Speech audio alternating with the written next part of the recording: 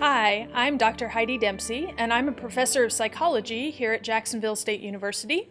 I've worked here for about 15 years, and I'm a social psychologist by training. So I wanted to talk to you a little bit today about what social psychologists actually study.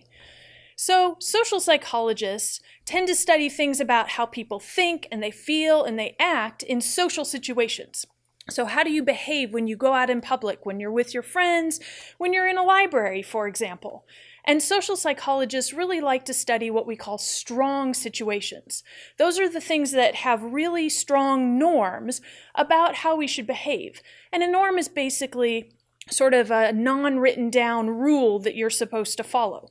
So for example, if you were with your friends in this library, would you talk quietly or would you talk loudly? Probably quietly, because that's how you were trained, that libraries are shh, you should be nice and quiet. Would you throw the books around, or would you handle them gently? Well, you'd probably handle them very gently, because you were taught that that's how you should behave in a library. So social psychologists like to study those situations where there's really strong sort of unwritten rules about how to behave. And it's different from personality psychology because personality psychologists tend to study what we call weak situations. Those are situations where there aren't written rules about how you should behave. And those are the types of situations where your personality traits can really shine through.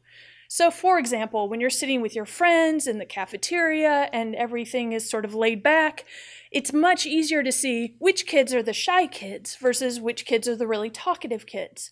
Which kids are the daredevils that do things and make faces behind the teacher's back versus which are the kids that are really cautious and would never do anything to get themselves in trouble. So then how do we actually go about creating these strong situations in social psychology? Well, I'm just going to give you one example from a really famous social psychology experiment. It's called Solomon Asch's line judgment study. And it's a study of what we call public conformity. So public conformity is when you go along with other people and you know what the right thing to do is, but you don't do it because you want to fit in. So you just go along with the crowd in order to not stand out. So imagine you're in this room and you're sitting with this group of people, and you're the guy in the white shirt. And the researcher comes in and he says, okay, I'm going to show you a bunch of lines. The one on the left is going to be the standard line. And then there's going to be 3 lines that are on the right, A, B, and C. And your job is just to tell me which line is the same length as the standard line. Super easy task, right? The answer is everybody always knows what the correct answer is because they pilot tested it, they made it so people could write things down in private, and when they did that, they always got the right answer. So let's start the experiment. Okay, which line has the same length as the standard line? So is it A, is it B, or is it C? Well, if you're looking at this, obviously the correct answer is B, right? So now everybody starts answering. So we're going to start with the guy on the left in the tan shirt. He says C. And you kind of look at him strangely like, why would you say C? And then the next lady says C. And the next lady says C. And the next guy says C. And it's your turn. You're like, wait, the right answer is B. Why are they saying C? I'm going to say B. So B. And then everybody else in the group kind of looks at you like, why did you say B? And the last lady says C. And you're like, something's wrong. This is strange. Okay, let's go to the next one. Okay, which one's the same length? You look at it. It's A, right? A is definitely the right answer. So now we go through. And the first guy says B. The lady says B. The next lady says B. The guy says B. Now it's your turn. Are you still going to stick to your guns? Are you going to say the right answer? Or are you going to cave and actually say the wrong answer? If you're like most people, at some point during this experiment, you're going to cave. You're going to say the wrong answer, even if you're looking down at your hands because you know it's wrong, even if you're shaking your head while you say it.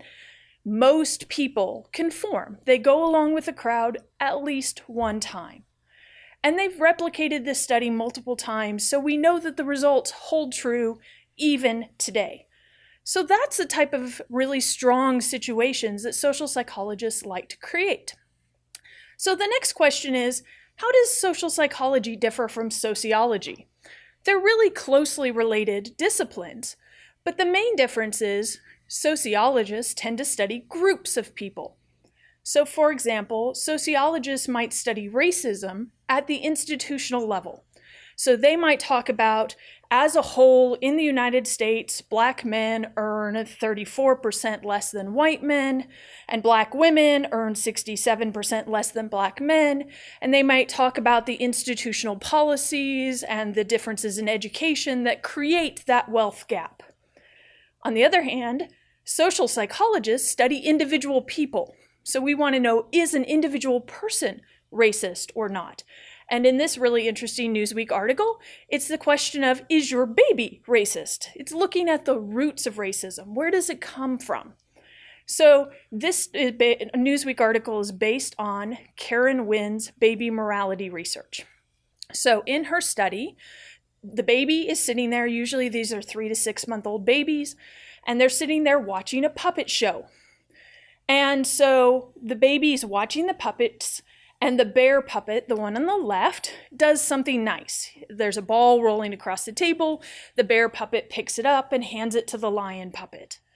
And then the lion puppet does something mean. He takes the ball and turns away from the bear puppet and starts playing by himself. And so the question she wanted to ask is, which puppet does the baby like more? So when they're a little bit older, they'll reach for a puppet. She'll show them the 2 puppets and let them reach for one. When they're very, very young, all they can do is look, and she measures how long they look at each puppet, because a way to measure how much a baby likes something is how long they stare at it. So she measures which puppet does the baby like. And in this situation, it's the nice one. We're like, yay, babies are moral, they're good guys, they seem to like the good puppet, even at 3 months old. But then she creates a new type of study. So in this one, she's asking babies that are a little bit older, 6 to 8 months old, that are eating some solid food. She gives them 2 little bowls. One bowl has graham crackers in it, and one bowl has Cheerios. And she measures which one the baby likes. So in my example, the baby likes Cheerios. He's got a little Cheerios stuck to his nose. And so the baby likes the Cheerios more. So now she has the bear puppet, the one on the left, that's doing something good, is the puppet that's pretend eats the graham crackers. So the good guy is eating something different than the baby. We call that an out-group member. It's somebody that's different, not part of the baby's group. Whereas the lion puppet prefers the same food as the baby. So in this case, the lion puppet pretends to eat some Cheerios and then does something mean. So now, which puppet does the baby like more? The in-group puppet, the one that's like the baby that likes the Cheerios? Or the out-group puppet, the one that's the bear that eats the graham crackers? Or is it more about whether the puppets are good or bad, like in the first study? The answer is, the baby likes the mean puppet. The baby prefers the one that is part of its in-group, which tells us that we are born preferring people who are like us, who have same gender, same skin color, same background, same families. So that tells us that there's a biological root to racism. But if we ended the study there, we would say, oh, well, racism's natural. We should just definitely, not worry about it. But that's not what we find. We find that even though the roots of racism and other prejudice and discrimination are inborn and unconscious, we call that an implicit bias. We prefer those who are in our in-groups, and even the danger zone of our brain, the amygdala, lights up when we see out-group members. It flashes like a warning sign. We learn to overcome these tendencies because we are taught to be moral people. Our parents tell us, you should be nice to people. You should treat people fairly. You shouldn't discriminate. So by the time kids are 8 years old, they're generous. They're kind, And they're really concerned with whether people are being harmed or whether they're being treated fairly or unfairly. So that tells us that even though there are some biological roots to racism and prejudice and discrimination, that by the time we're in middle childhood, we've learned to overcome those. So that's an interesting little study looking at prejudice and discrimination, which is one of the things that social psychologists study. There's a lot of other topics that we study: altruism, aggression, friendship, love and romantic attraction, cultural differences, stereotyping and prejudice, persuasion and marketing techniques, ourselves and our sense of selves and social comparison, and my own area of research, which is emotion. I study what's called the self-conscious emotions, those emotions that are tied to our sense of self and who we are and our relationships with other people. These emotions are guilt, shame, embarrassment, and pride. So guilt is the emotion that has to do with, I did something wrong in my relationship and I want to make it up. I want you to forgive me. I'm going to apologize to you. I'm going to try to make it up to you until you say it's okay. So guilt is that emotion that allows us to have good social relationships because I'm acknowledging that I care about your feelings and I realize that I've done something to hurt your feelings. So I should try to make it up to you so that we can go on and have a good, healthy, happy relationship. In contrast, shame is more about, I've done something that makes me be seen in a way that I don't want to be seen, that I'm a bad person, that I've done something really bad to our relationship. I've cheated on you. I have said something, I spread gossip about you, and this makes me look like a bad person, like I don't care about you at all.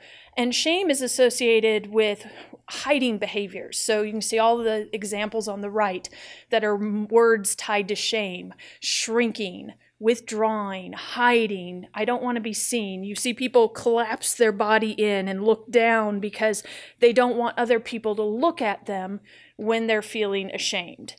So the goal is to sort of hide and have lowered self-esteem until people say, it's okay, you're in our good graces again, and then I can sort of feel like a good person again. Embarrassment, on the other hand, is less severe. Embarrassment happens usually when you do what we call a faux pas. You do something kind of silly, like you trip and fall in front of your friends, or you slide on a piece of ice and fall on your butt. And your first reaction is, oh my God, did somebody see that? It's kind of funny, but kind of stupid, so I'm gonna laugh and hide my face. So it has both a smile associated with it, but also blushing and sort of a little bit of the hiding, but it's not as severe as shame. It's more of just I got seen doing something that I shouldn't have done, or I wish I hadn't done. So embarrassment is not as severe. Pride is very much the opposite of shame. So remember I said shame is all about collapsing inward and hunching your shoulders and wanting to hide because you don't want to be seen. Pride is the opposite. Pride is all about, look at me. I've done something great. Here's my accomplishment. So shoulders back, puffed out chest, ready to face the world. Because it's all about, I feel happy and excited and proud of this particular moment in time. So people that are feeling pride are very obvious because you can tell that they want to be seen and want to be recognized. I also do research with my students on a variety of other topics. Specifically, I study the emotion of regret and whether people regret doing things or not having done things. So, for example, a student is studying right now various regrets that people have around things that they haven't gotten to do because of the coronavirus. I also study gratitude and appreciation, so these positive emotions that are related to feeling thankful for things that have happened to you, and the emotion of forgiveness, because forgiveness is very closely tied to the emotions of guilt and shame. So if you want to learn more about psychology here at JSU, you can feel free to contact me. That's my email address, hdempsey@jsu.edu.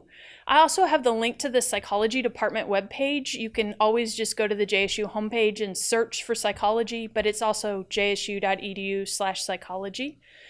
I am also the faculty advisor for the Psychology Club and Psych-Hi, the Honors Society in Psychology. The Psychology Club is open to everybody at JSU who's interested in psychology. Doesn't matter whether you're a freshman or a senior or if you're a psychology major or not. And you can get involved and join us for activities to learn more about psychology and to network with other psychology-related students. And all you have to do to join Psychology Club is contact me. Just send me an email message and say that you want to join, and I am happy to add you. So I hope to see you around the psychology department and maybe even in some of my psychology classes. Thank you.